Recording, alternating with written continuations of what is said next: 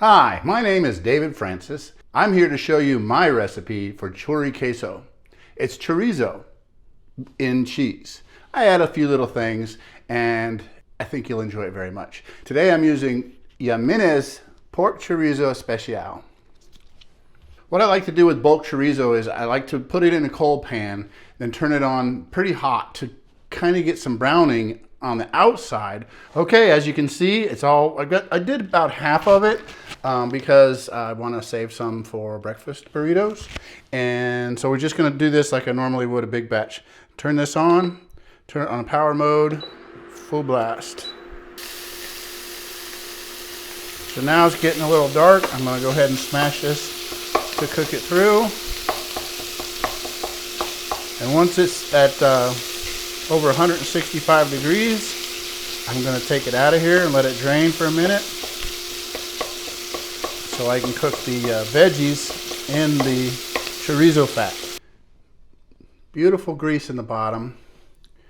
Now this sausage is flavorful, but not too flavorful. It's got the right balance of salt and seasonings, and it leaves some room if you want to amend it a little. You want to make it a little spicier. There's room to do that. What I'm putting in here now is called Tajín, and it's got some chili in it, but it's also got some lime in it. So I got these veggies about where I want them. They're cooked, but they're not soggy.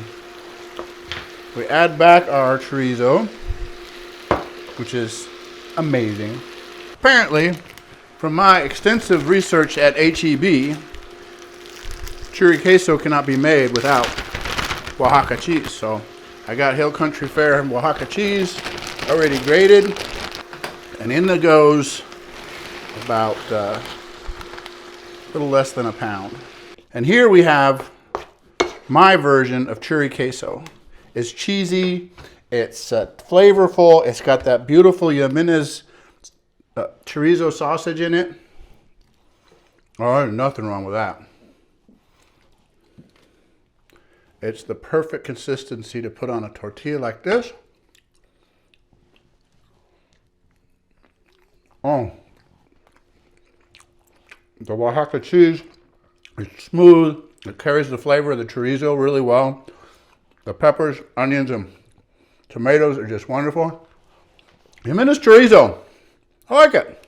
I think you will too. There's a part 2 to this video coming out. Happy to make this video for you. I hope you found it helpful. Thank you for watching.